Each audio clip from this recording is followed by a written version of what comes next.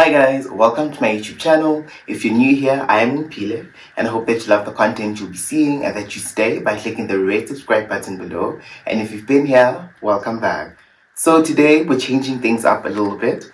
As you might have seen in the title of this video, this is a sit down video where I'll be talking to you guys. And this is something that I have wanted to do for a very long time, and it is one of the videos that I wanted to start off with based on the kind of content that I would like to share with you. And so here we are on our first part of Tribe Chats. And really, Tribe Chats is just a platform where I'll be sharing my perspective on certain things, and hopefully as we do grow as a family, I will also take in some of your suggestions and we can speak on that and just create a community where there is a safe space for us to just share any and everything about certain topics and really just learn from each other's experiences, right? So as you might have seen in the title of this video, today's topic is perfection and the need for control. And really, my point of departure from this entire thing was, I hope I don't cry. I hope I don't cry, but this is a fairly recent thing because it basically highlights the first 6 months of 2024 for myself, and it's just something I wanted to share with you guys and just reflect on what happened and how I handled the situation, and how good I handled it or how bad I handled it. That is all up to you based on what I'm going to share as we go through it. And really, what I do hope that you gather and get from this entire video is, just those little golden nuggets that will also help you in your journey, because I do know that sometimes we over intellectualize our feelings, and by virtue of that we don't sit in them, we don't feel them, we don't process them for what they are, but for what we want them to be. So just to start things off,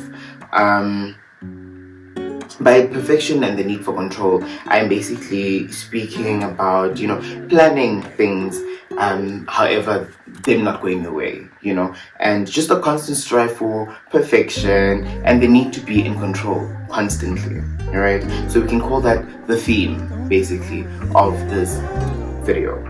And just before we get into it, I did make some notes because I don't want to make it seem like I was not prepared and that I'm not sharing something that I have prepared and something that I thought about thoroughly for you. And I don't want to forget certain things that I really want to emphasize in this video, right? And this video will be a two-part because I just don't want to dump all of this information on you and not give you the time to process it, right? So we'll have two parts of this specific video, right? And my dilemma was just working hard in my honors program. So I did I registered for my honors program in 2022, and it was a 2-year program. So we had 4 coursework modules and the final year was just research. So that is how my honors program was rolled out, basically, for lack of a better term. And I went into that honors program with a specific goal, and the goal was to do well. The goal was to pass with distinction, or cum laude as some of you may know it, and to also be top of the class. And that was just, for me, a way of getting back at myself, because I missed my pass with distinction in my undergrad by 1%. So that was sort of my goal going into my honors degree, and just throughout that program, that is when I also decided, you know what, I love academia and I would like to do my master's. And so that's when I also added that dream and that goal of, being registered for a specific master's degree come into play, and I worked towards both of that. So it was passing with distinction, being top in the class, and basically having the best marks to make sure that I get into all my master's programs. And so for those 2 years, that was the premise of my academia and my academic journey, and that's exactly what I did, right? And so I did apply for all my master's programs, all the ones that I liked, of course. I did apply for an MBA, I applied for an MPhil, I did apply for an MA as well. I think I'll leave the full description of what these things are as I say them, because saying them out in full is actually quite weird.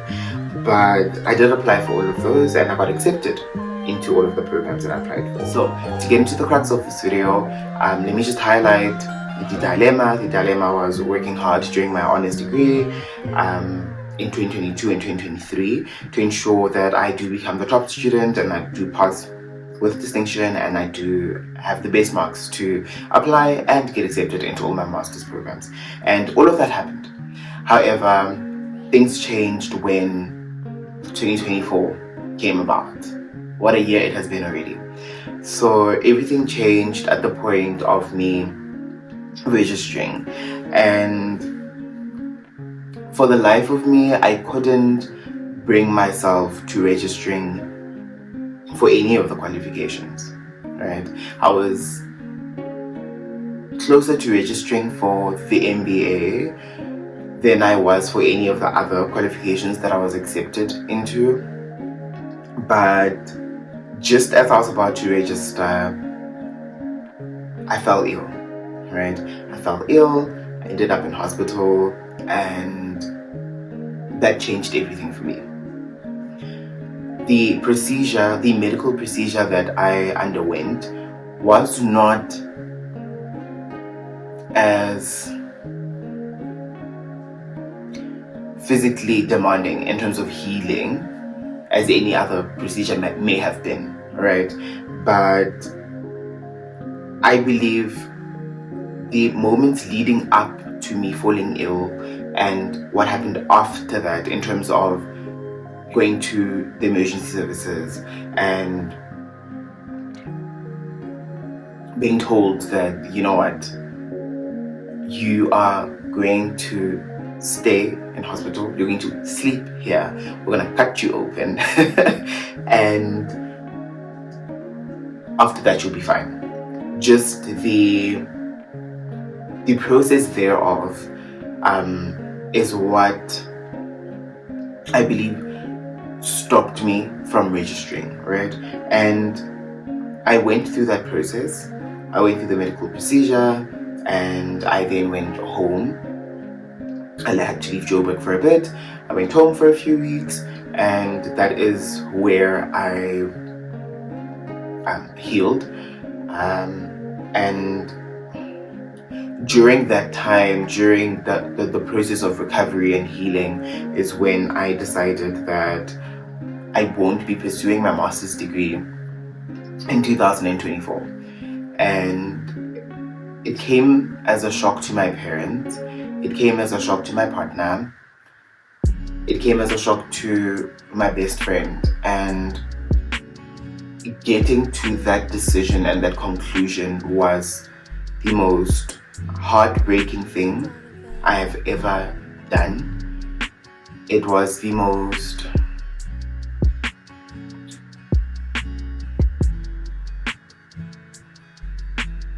emotionally taxing thing I've ever done, because you're in a point, or you're at a point of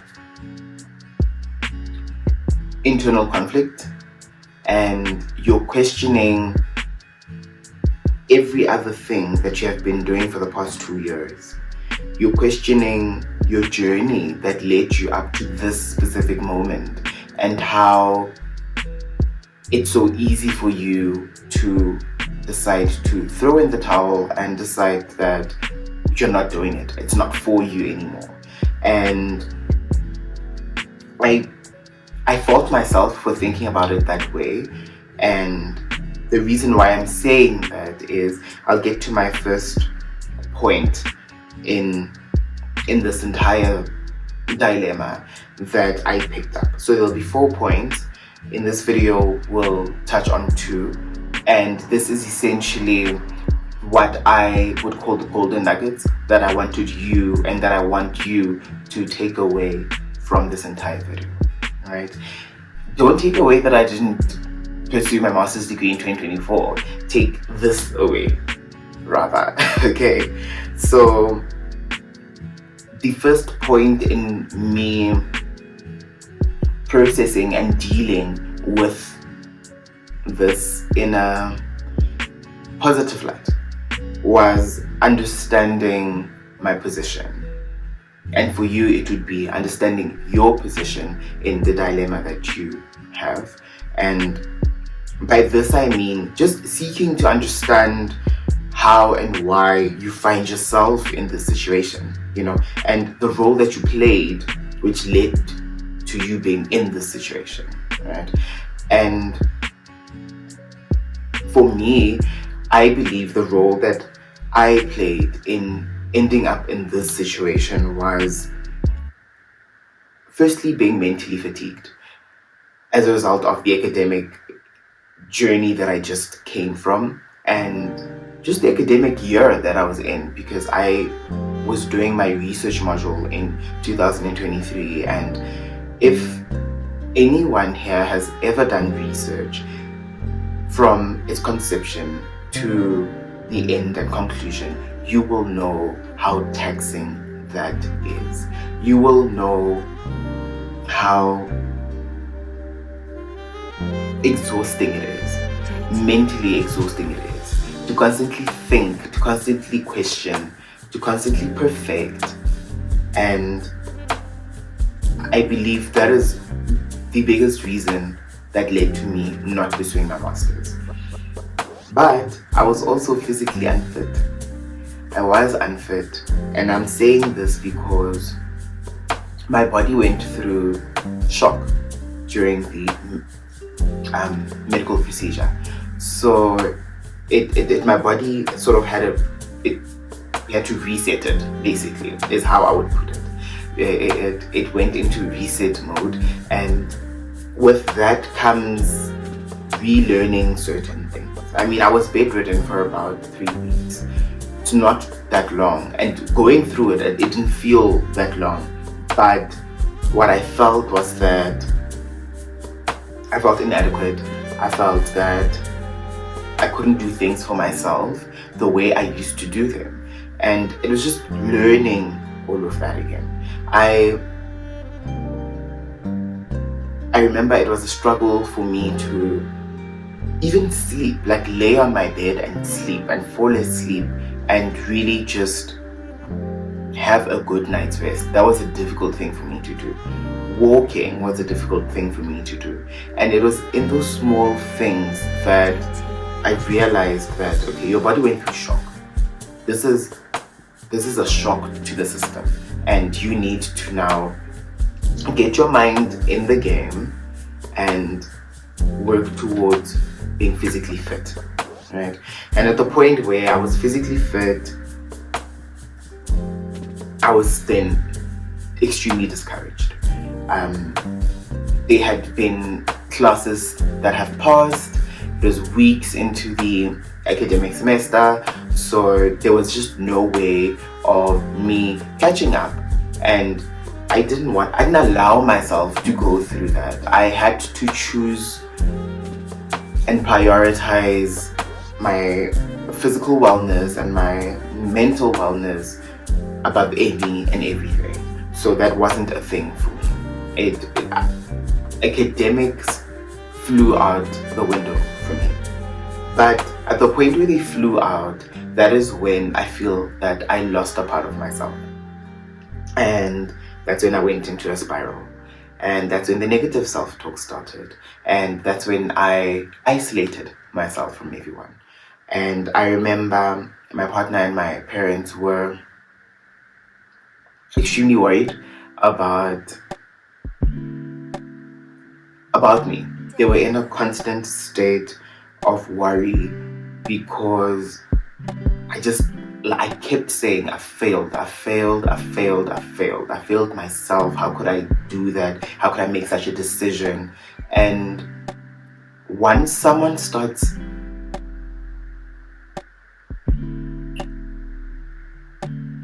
talking negatively about themselves and their situation, it becomes very difficult for you as another individual to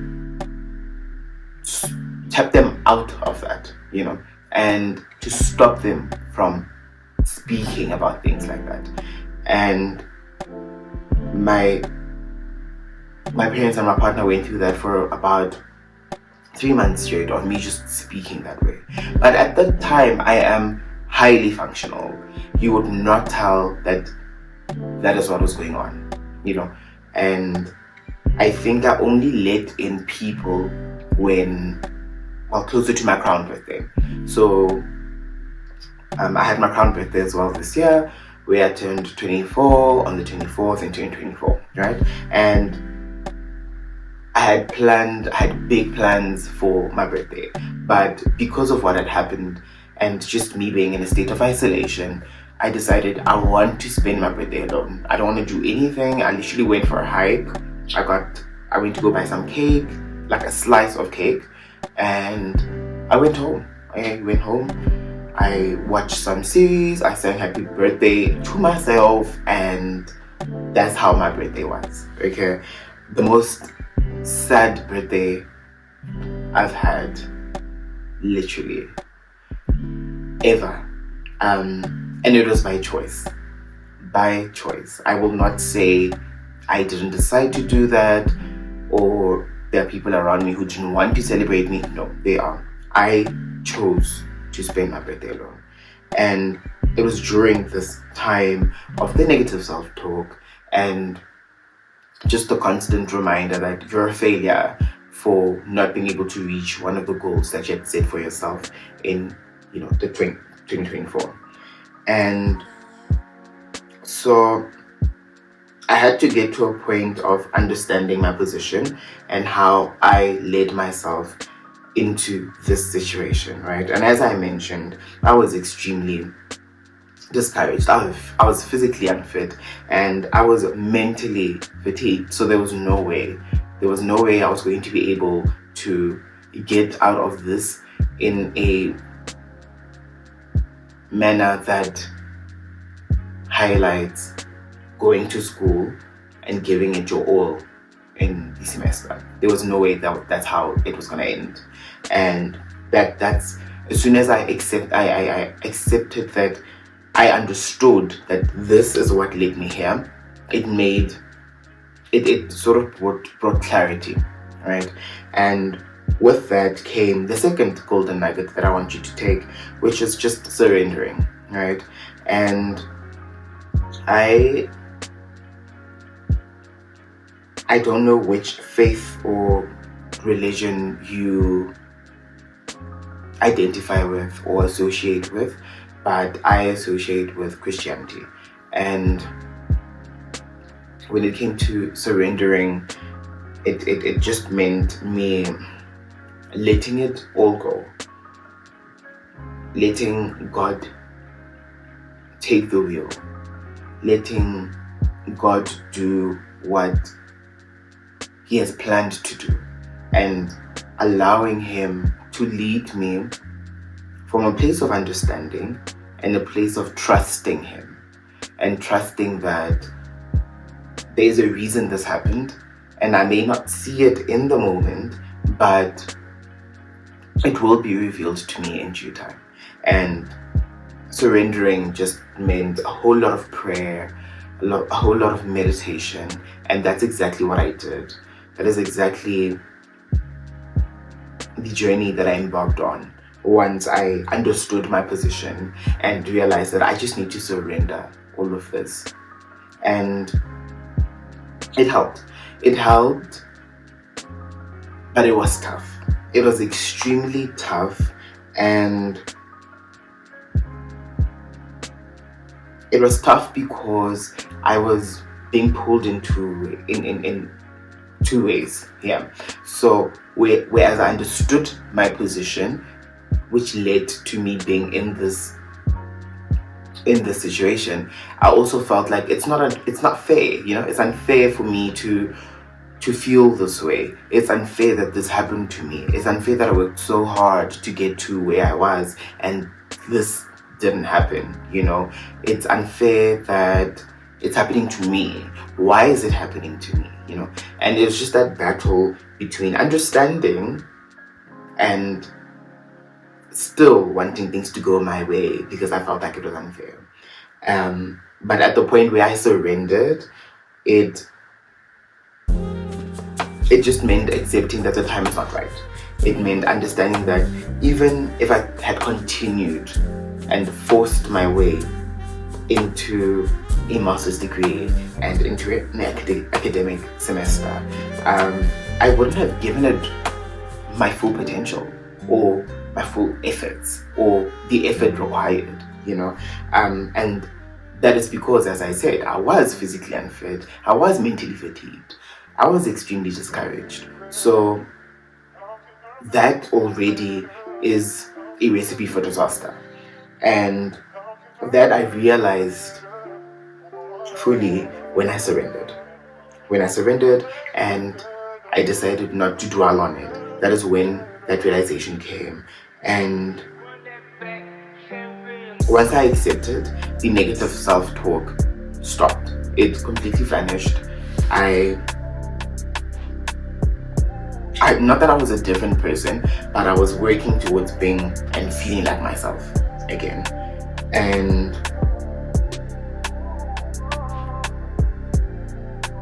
I have to reiterate how it's so easy to tap into negative self-talk because you're not going against someone else. It's all about you, and it's easy for us to talk down on ourselves, and it's easy for us to have certain expectations for ourselves, and at the point where we don't meet them, it's easy for us to nitpick how inadequate we are and nitpick the weaknesses that we have, and lead from a place where there's no love, there's no self-love, there's no self-confidence, there's just low self-esteem. And that is a very dark place, and it's easy to get into that place. It's easy to fall into that trap. Okay. So as to conclude, I have something to share. Maybe it could be a task for you, but I want you to really reflect and consider whether you're also being hard on yourself, or whether you have also been hard on yourself in previous situations, and how you are going to handle the situation in a positive light. Or did you handle the situation in a positive light? It's easy to be in that moment, in that situation, in the negative self-talk, and not realize that you're actually doing it. And sometimes there's luck, and then you just get out of it either way, and there's a positive outcome. But sometimes you need to drag and pull yourself out of that.